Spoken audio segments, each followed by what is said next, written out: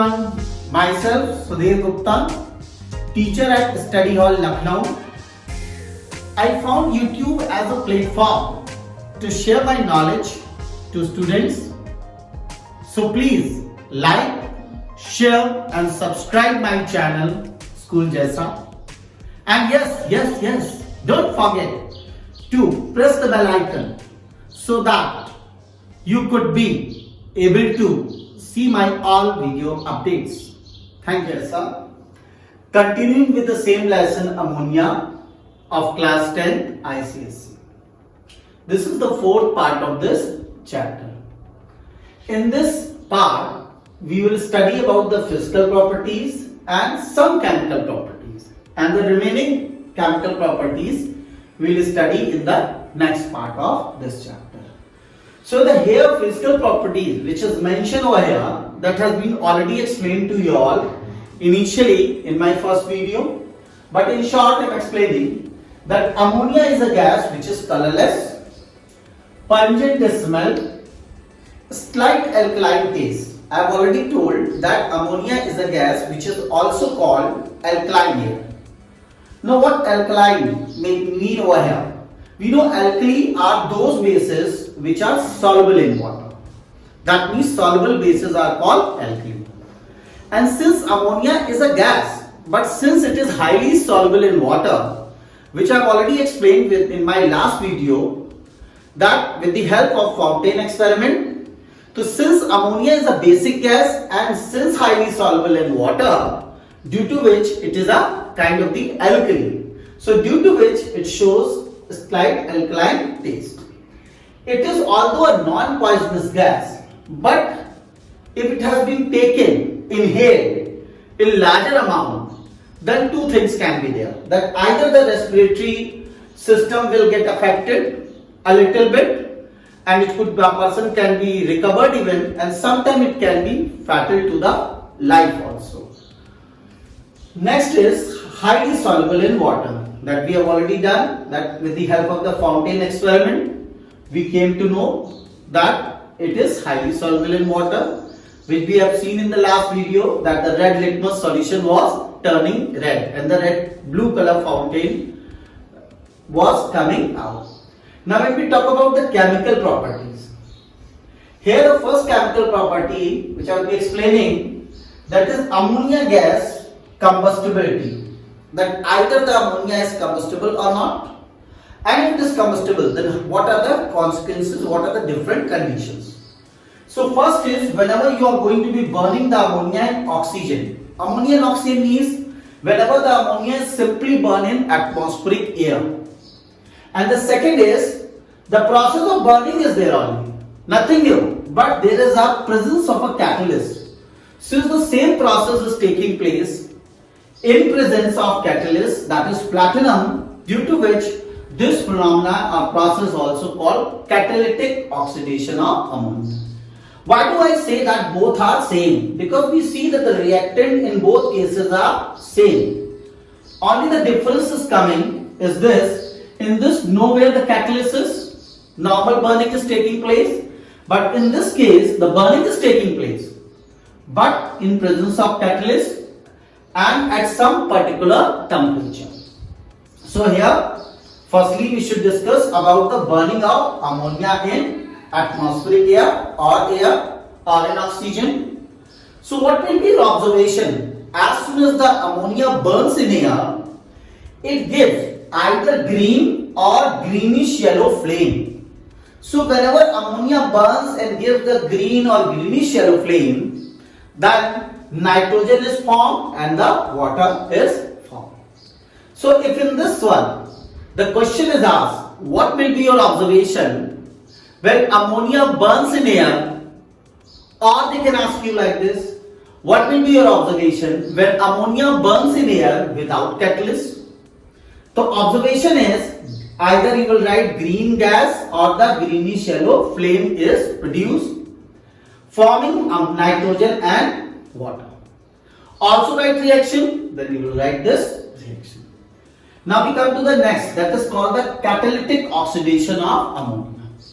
Here also the burning of ammonia is taking place, But the difference is that there is a presence of a catalyst, that is platinum, and there is a condition. This process will take place at a temperature of 800 degree centigrade. And one more important thing is this is called Postwar process, and this is the initial step of preparation of HNO3 or the nitric acid in industry. What I want to say, when we prepare the nitric acid in industry, then these two reactions are the first and second step, and finally we do the third step and we get the nitric acid in industry, and that process is called as a Postwar process. Here, and that you will study later on in the chapter nitric acid. So here, when the complete catalytic oxidation of ammonia takes place in presence of catalyst platinum at temperature 800 degree centigrade, the product form is nitric oxide. Firstly, the product form nitric oxide, which is a kind of the neutral oxide. That means neither acidic nor basic.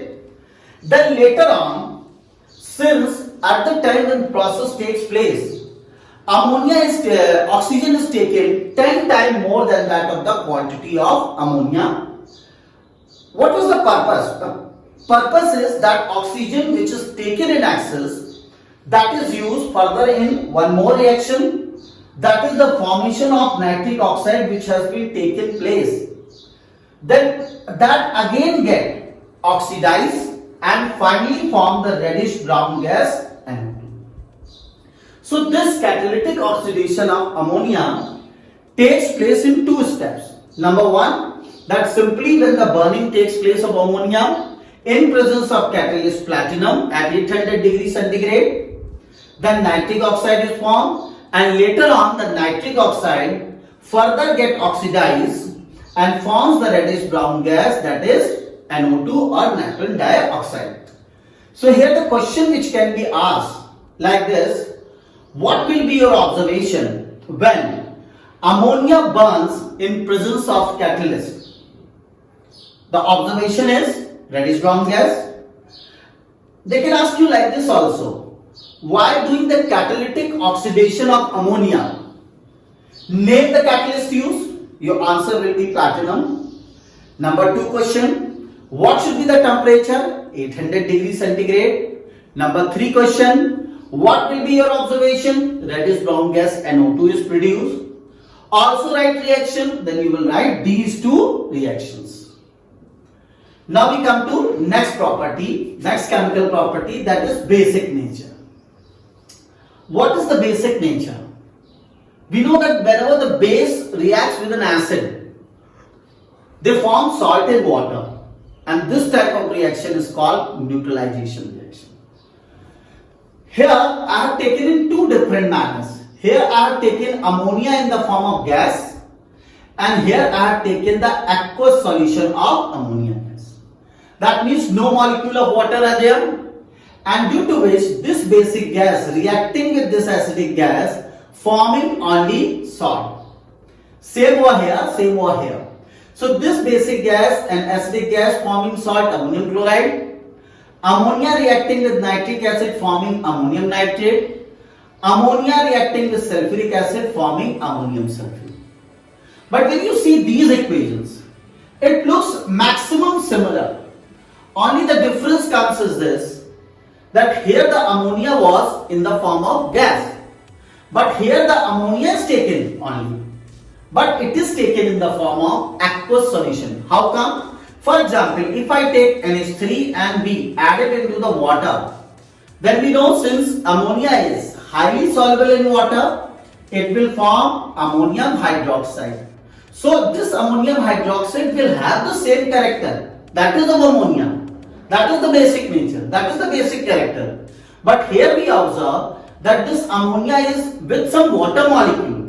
And due to which, when this basic gas reacting with this basic solution reacting with acidic solution or acid forming not only the salt but also the water. So we see that whenever the ammonia is taken in the gaseous form, then only the salt is formed, whereas when the ammonia is taken in the form of solution, that is aqueous solution of ammonia, then it not only form the salt but also form the water. So this would be called as a neutralization reaction. We will continue with the next property.